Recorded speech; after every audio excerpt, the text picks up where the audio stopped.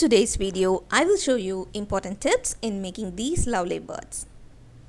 Hello, this is Agnes from agnespaperandcrafts. The first step is to draw a bird. I usually draw it on a glass sheet or acetate. This method helps me when I reproduce my work for my cards or for my artworks, which I wanted to look almost similar in size and shape.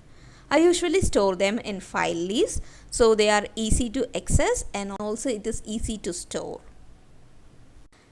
After drawing the image, I need to transfer it to a base. I usually like to color my base so that the bird look more realistic. This time, instead of coloring, I am going to use some yellow and blue color papers.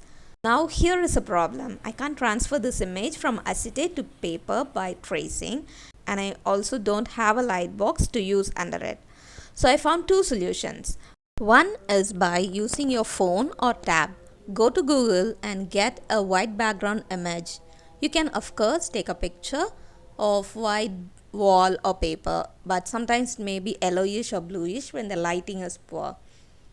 Now open the image and keep full brightness in your phone. Put the acetate over it and then the paper on which you want to transfer.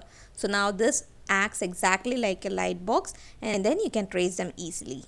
The next solution is to take your picture to a window. Do the same thing to trace. While I was shooting this, it was late evening but it still works well. After tracing the image, I cut them and glue like a puzzle piece. To align it right, I use the acetate design as reference. I also prefer to stick it on a cardstock to work as it is easy to handle than a fully cut bird image as such.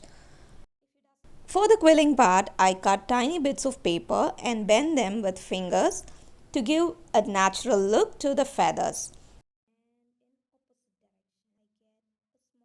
To glue them, I dab the tiny bits of quilling paper on glue and stick them on place. It will take hundreds of bits of paper for a single bird. Depending on the bird's body part, you may need to change the length of paper strips as you go. Here I am using pre-cut quilling paper strips. This works exactly same with strips from cardstock. If you would like to have an online quill along session with me on a blue bird, message me on Agnes Paper and Craft Instagram or Facebook page for more details. Its link is available in the description below.